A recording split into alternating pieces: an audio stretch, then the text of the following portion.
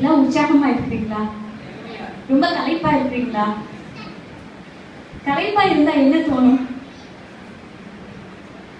இந்த வெயில்ல களைப்பா இருந்தா என்ன தோணும்? நமக்கு தாகம் தான் எடுக்கும். இந்த தாகத்தை குறித்து பேசதான் நான் இப்போ வந்திருக்கிறேன். வாசிக்கலாமா? யோவான் 19வது அதிகாரம் 28வது வசனம். எல்லாம் முடிந்தது என்று இயேசு அறிந்து வேத வாக்கியம் நிறைவேறத்தக்கதாக தாகமாய் இருக்கிறேன் என்றார். அதன் பின்பு எல்லாம் முடிந்தது என்று இயேசு அறிந்து வேத வாக்கியம் நிறைவேறத்தக்கதாக தாகமாய் இருக்கிறேன் என்றார். எல்லாம் முடிஞ்சது அப்படின்னு சொல்லிட்டு இயேசு அறிந்ததுனால வேத வாக்கியம் நிறைவேறத்தக்கதாக தாகமாய் இருக்கிறேன் அப்படின்னு சொன்னார். அவர் ஸ்ட்ரைட்டா சொல்லிக்கலாம், நான் தாகமா இருக்கேன் அப்படின்னு சொல்லிக்கலாம். ஆனா ஆண்டவர் அப்படி சொல்லல. எல்லாம் முடிஞ்சது அப்படின்னு சொல்லி அறிஞ்சதுனால அவர் தாகமா இருக்கிறேன் என்று சொன்னாராம். அவர் என்ன எல்லாவற்றையும் அவர் செய்து முடித்தார். அது ஏன், எதற்காக, அதை மாத்திரம் தான் நான் சொல்ல போறேன்.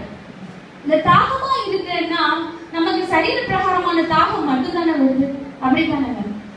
சரீரத்துல நமக்கு ஒரு தாகம் வருது, அவ்வளவுதான். ஆனா ஆண்டவர் இங்க கொடுத்ததுல 3 விதமான தாகம் இருக்கிறது. ஒன்று சரீர பிரகாரமான தாகம், இன்னொரு ஆத்மாவில வருகிற தாகம், இன்னொன்று ஆவியில வருகிற தாகம். இந்த சரீர பிரகாரமான தாகம் எதனால ஆண்டவருக்கு வந்துச்சுன்னா, அவர் நமக்காக அவருடைய சரீரத்தில் இருந்த கடைசி சொட்டு ரத்தத்தையும் அவருடைய சரீரத்தில் இருந்த எல்லா தண்ணீரையும் நமக்காக சிந்தினார். அதனால ரத்தம் வந்தது, அதனால தாகம் வந்தது. ஹல்லேலூயா! எல்லா கரங்களை தட்டி தேவனை மகிமைப்படுத்தலாமா? உற்சாகமா கரங்களை தட்டி தேவனை மகிமைப்படுத்தலாமா? அவருக்கு ஏன் தாகம் வந்தது அப்படின்னா, அவருடைய சரீரத்தில் இருக்கிற கடைசி சொட்டு ரத்தமும் நமக்காக சிந்தினதுனால. அது எப்படிப்பட்ட தாகமா இருக்கும்ல? இப்போ ஒருத்தர் கிட்ட கேட்டோம்னா, உங்களுக்கு உயிர் எங்க இருக்கு அப்படின்னு சொல்லி கேட்டோம்னா அவங்க என்ன சொல்லுவாங்க? ஹார்ட்ல இருக்கு. ஹார்ட் என்ன போச்சுன்னா உயிர் போயிடும் அப்படின்னுவாங்க. இன்னொருத்தர் கேட்ட என்ன சொல்லுவாங்க? மூளையில இருக்கு. மூளை வெளியில வந்துச்சுன்னா உயிர் போயிடும் அப்படின்னுவாங்க. ஆனா ஃபர்ஸ்ட் என்ன சொல்லுது எடுக்கலாம். லேவியராகமம் 17வது அதிகாரம் 11வது வசனம். அதுல சொல்லுது, மாம்சத்தின் உயிர் ரத்தத்தில் இருக்கிறது. எதுல இருக்கான்? நம்மளோட மாம்சத்துல உயிர் எதுல இருக்கான்?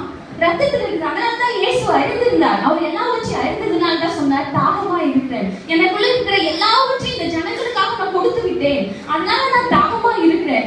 அவர் எதற்காக இதை சொன்னார் அப்படின்னா, அந்த ரத்தத்தை நாம் உரிமை பாராட்ட வேண்டும் என்று. ஹல்லேலூயா! நாம் உரிமை பாராட்டணும். வியாதி என்னுடைய சமூகத்துல வந்து கதறியே, வேதனை என்று என்னுடைய சமூகத்துல வந்து கதறியே, என்னுடைய ரத்தத்தை நீ உரிமை பாராட்டு, நான் உனக்காக தான் செஞ்சேன் அப்படின்னு சொல்ற. ஹல்லேலூயா! இன்னொரு தாகம் உங்களுக்கு எதுல வந்துச்சு? ஆத்மாவுல வந்துச்சான். அது வாசிக்கலாம். சங்கீதம் 42:2. சங்கீதம் 42:2. என் ஆத்துமா தேவன் மேல், ஜீவனுள்ள தேவன் மேலேயே தாகமா இருக்கிறது, நான் எப்பொழுது தேவனுடைய சந்நிதியில் வந்து நிற்பேன். எப்படிப்பட்ட ஒரு தாகம் பாருங்க! ஆண்டவருக்கே இருந்துதான். ஏன் ஆண்டவருக்கு அந்த தாகம் வந்துச்சு? அவர் மனுஷ தேவகுமாரன் தானே. ஆனா ஆண்டவருக்கு ஏன் அந்த தாகம் வந்துச்சு? அவர் தேவனால ஒரு நொடி பொழுது அவர் கைவிடப்பட்டதுனால. 4வது வார்த்தை என்ன சொன்னாங்க? என் தேவனே ஏன் என்னை கைவிட்டீர்? அவர் ஒரு நிமிடம் கைவிடப்பட்டதுனால ஆண்டவர் நினைச்சாரா, நான் எப்பொழுதும் உங்களோட சந்நிதியில வந்து நிற்பேன். எதுக்காக? நான் இந்த ஜனத்திற்காக எல்லாவற்றையும் கொடுத்து விட்டேன். என்ன கொடுத்துட்டாரு? அவர் பரலோகத்தில் இருந்தாரு.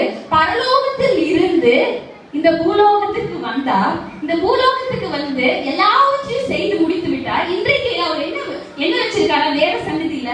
அன்பு, சமாதானம், சந்தோஷம், ஆரோக்கியம், பலன், நீடிய பொறுமை. அவரிடத்துல எல்லாம் உண்டு. எல்லா ஆசீர்வாதங்களையும் வெற்றி தேவனுடைய சந்நிதியில, தேவனுடைய ஆலயத்துல அவர் இருக்கிறார்.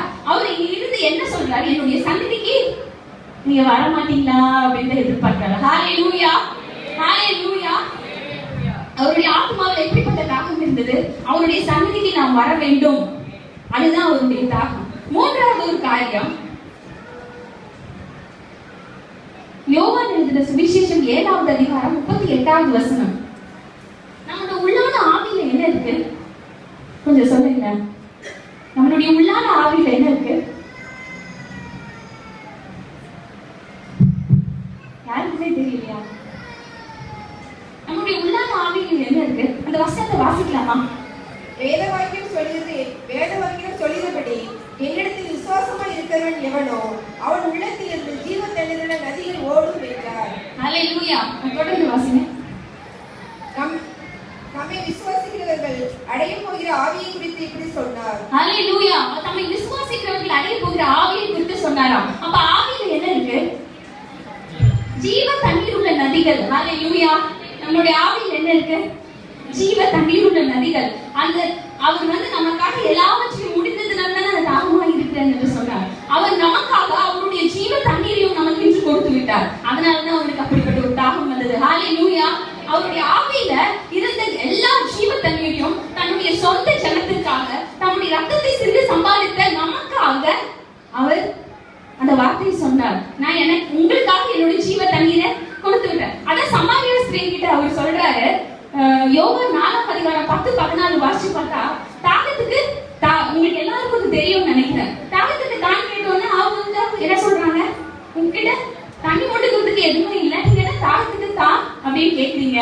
அவனோட ஆண்டவர் சொல்றாரு, நான் உங்ககிட்ட கேட்கறது யாருன்னு தெரிஞ்சிருந்தா உனக்கு ஜீவ தண்ணீரே கொடுத்துருக்கேன். அந்த ஜீவ தண்ணீரை நமக்கு தர வேண்டும் என்றுதான் ஆண்டவர் ஆர்வமா இருக்கிறார். ஹalleluya. அந்த தாகம் தான். அந்த ஜீவ தண்ணீரை குறித்து ஒரே ஒரு காரியத்தை மட்டும் சொல்லி விரும்புகிறேன். சங்கீதம் 46:4 அந்த தண்ணீர் பாய்கிற இடத்துல என்ன இருக்கான்? ஜீவ தண்ணீர் பாய்ந்தா என்ன கிடைக்கும்? செழிப்பு தான். ஒரு நதி உண்டு, அதை நீர்க்கார்கள் தேவனுடைய நகரத்தையும் உன்னதமானவர் வாசம் பண்ணும் பரிசுத்த ஸ்தலத்தையும் சந்தோஷிப்பிக்கும். தேவன் அதன் நடுவில் இருக்கிறார். அந்த ஜீவ தண்ணீருள்ள நதிக்குள்ளாக யார் இருக்கிறார்? எல்லாம் சொல்லுங்க, யார் இருக்கிறார்?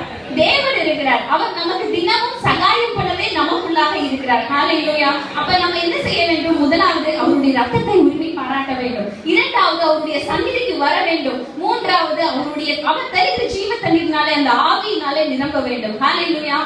ஆண்டவருடைய நாமம் மகிமைப்படுவதாக.